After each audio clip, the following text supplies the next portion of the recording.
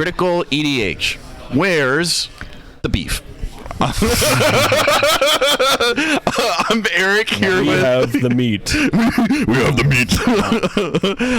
That's actually true. Where did we just come back from? Oh yeah, tell us about it, Jacob. Oh yeah, we all went to Korean barbecue. That was good. Dude, it was Korean barbecue so or Mongolian barbecue? good. No, it was definitely Korean. Okay. Yeah. No, I don't know. I don't know the difference. I ate myself tired. I didn't want. I didn't want to play in I Sonic. think we all did. Are you gonna get the meat sweats later? I did have the meat think- sweat. You already had the meat I had sweats. to take a I had the meat sweats now. No, I took a shower after Oh, after we came back. I was like, oh, I feel it.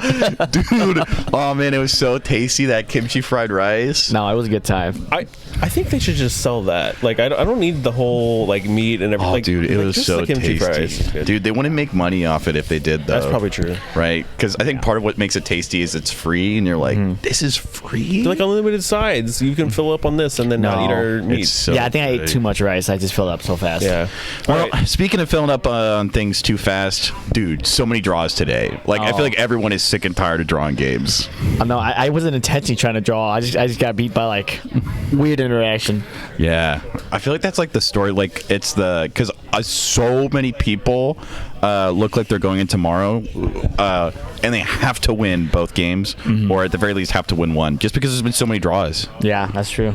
I have a feeling that tomorrow's going to be pretty cutthroat. Oh yeah, it's okay. Like, we just talked to Evan, and he's got 12 points. I got 12 points. It's like almost winning in, and I gotta win a game tomorrow. Yeah, but the thing is, you get two chances.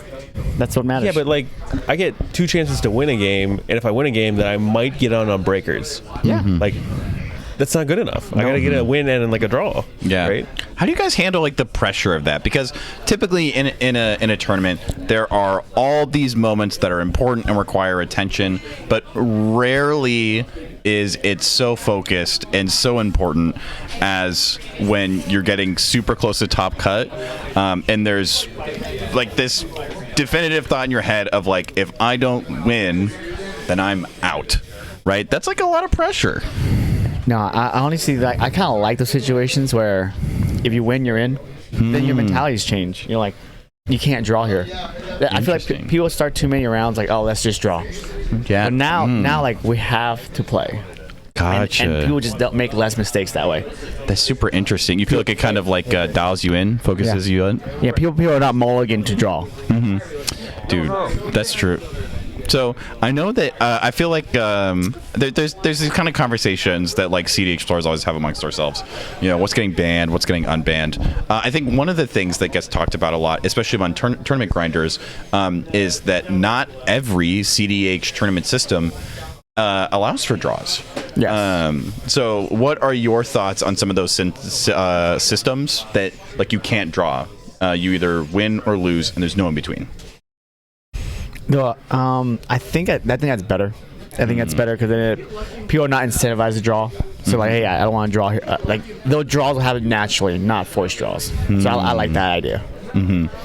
What about you? So I've heard that like Top Deck is implementing the software to do the Japanese point system, and I'm pretty excited to run an event with that and try that out because they're inherently disincentivizing draws because you. If you draw, you just lose 7% of your points, and if you start with 1,000, like everyone loses that much. And if you win, then you take 7% of your opponent's points. Yeah. And I'm like, that seems pretty cool. I don't know how it's going to shake out, but like, because the points are like, it's 1,000 points. You start either amassing or decreasing your amount of points. You can't, like, there's no breakers. You just, you either have more points or less points than the other person. That's so interesting. And it kind of builds in the opponent win percentage as well, because if you win against someone who has a lot of points, the you 7%, win a higher amount of points. Exactly. And so, like, on paper, it sounds really cool. I don't know if it's going to work out, though. It's worth trying. Oh, What? the key? Are you guys stuck out of the hotel? Yeah. Dom is doing such a good job of trying to communicate non-verbally, and I am such a CDH yapper. I just gotta talk about it. I'm talking about that though because I think kind of famously or infamously in Japanese CDH they just don't really talk nearly as much as we do here in the States, and so like not only do we draw, but also like if CDH tournaments here are like everyone's talking, wheeling and dealing, stuff's happening constantly. Do you think that kind of cultural difference in how we play would make it potentially less effective, eliminating draws, or do you think that would kind of push our format into a healthier place, at least stateside? I think what I like about their system too is when timer ends, the stack's clear, match is over. Really? Yes. So it's more incentivized. People just go, I'm push for a win here, push for a win here, push for a win. Interesting. And I like that idea better because Okay. people are not incentivized to like force draws. So like, I'll just try to find a different window. Okay.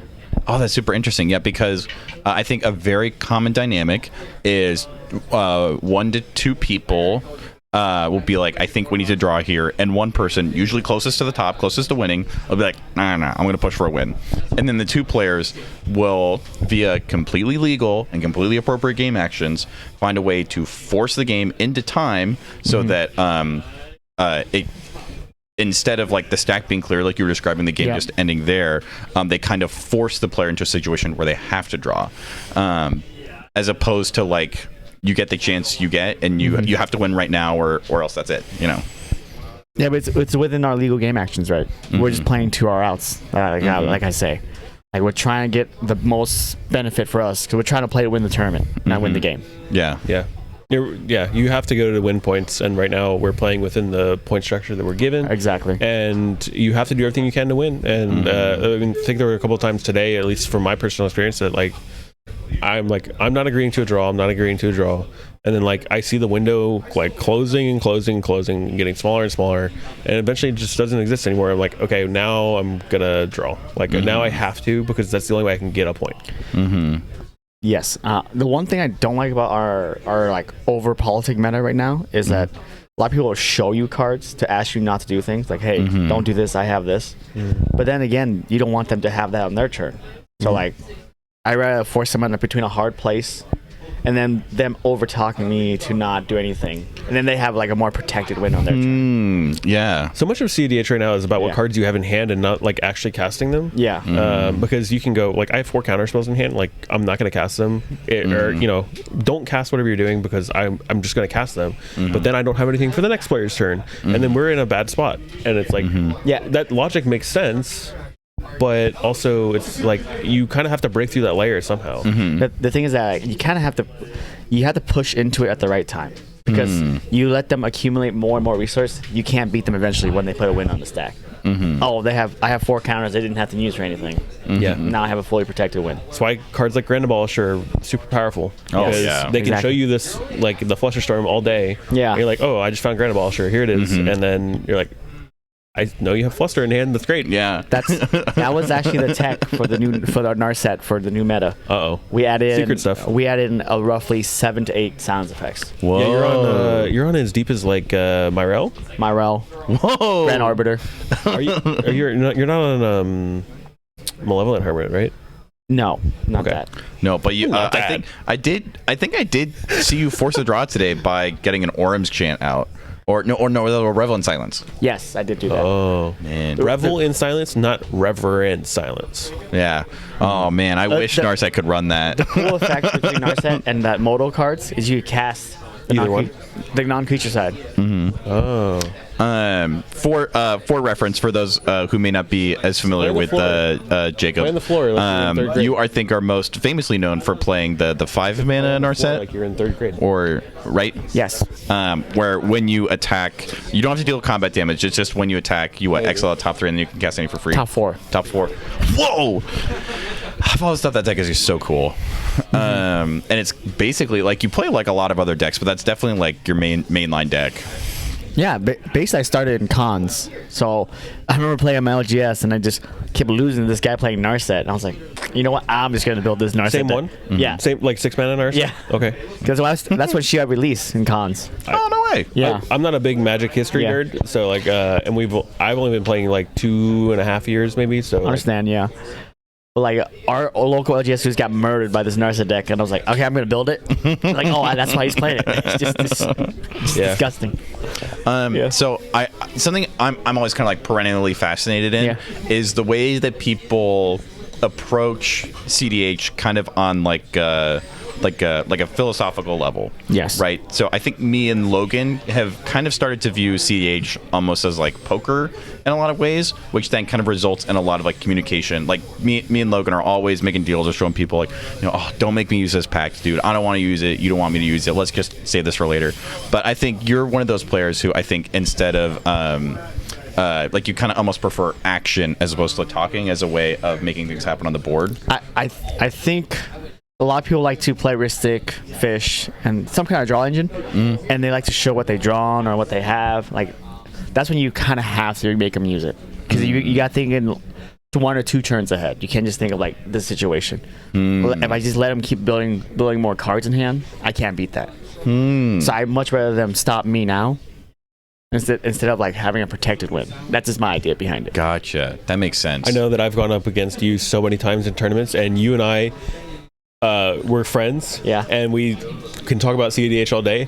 We have totally different play styles. You guys have and totally different play we styles. do not see eye to eye on shit in games. like you will be like, no, I'm pushing here. Like, oh, or it's like even like I would have split the prize, and you're like, no, winner takes all.